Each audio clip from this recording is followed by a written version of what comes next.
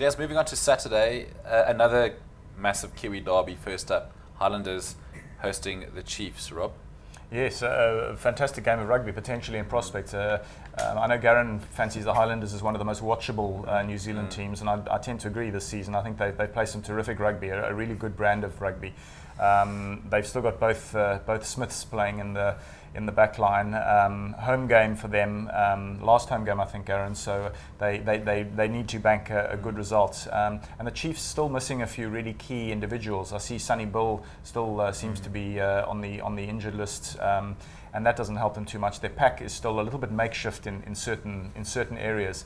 So I scratched my head on this one. It's a bit of a 50-50 call, but I think perhaps the Highlanders at home, maybe you should just take the sort of, go for the home advantage. But no, I say that with no great confidence. Okay, and then followed by a wooden spoon Aussie derby between the Force and the Reds. Quade Cooper back for the Reds, but I don't know what difference that might make. Yeah, real basement scrap, that one. For the record, I'm going Reds, although the Reds have become a little bit of a nuisance team for me. I seem to get my Reds predictions wrong. I think they might just be slightly less ugly than the Force in this one, and possibly win it. That said, of course, the Force in Perth, they tend not to get thrashed. They did lose, I think, 23-3 to the Highlanders last week, so a fairly emphatic win, but they were spirited, they stuck in it. They've certainly got a puncher's chance, but just looking at those sides on paper, the Reds should perhaps just do it. But again, 50-50. Okay. Garen, the 5 o'clock kickoff at Newlands, the Stormers in their return clash against the Cheetahs. The Stormers, South African Conference leaders, and they should bank another win here. I see Carr, Koch and Groom are the 3 changes that Alistair Coetzee has made to the side. Yeah, changes all to the pack. Interesting changes, some necessitated by Saru's rest policy.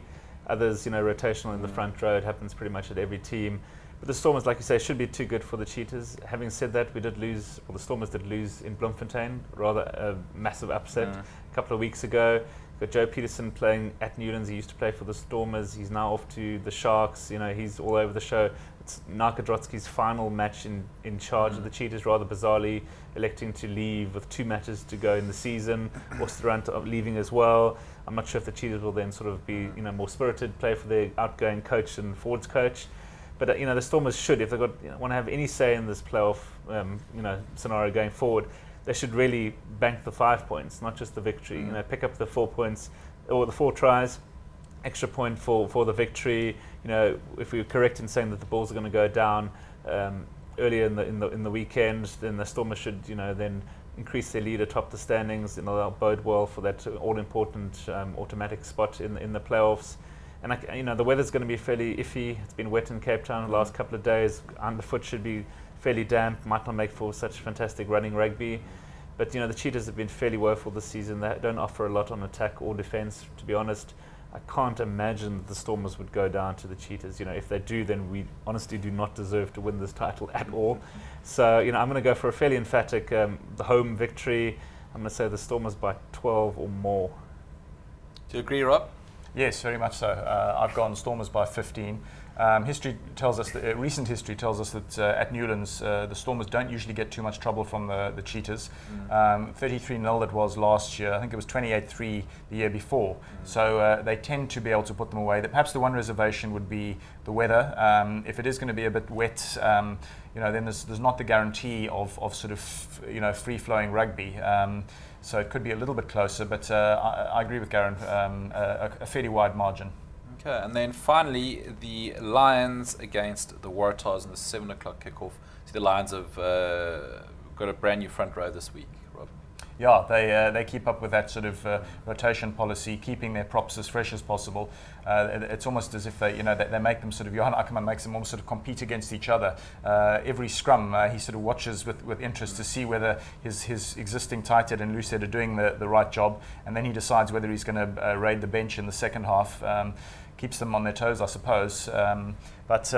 Yeah, this is a game that the Lions, of course, have to win. Otherwise, it is end of the road for them. And then that game that they play at Newlands a week later possibly becomes largely academic if the Stormers have gone even further ahead by getting the predicted win this weekend.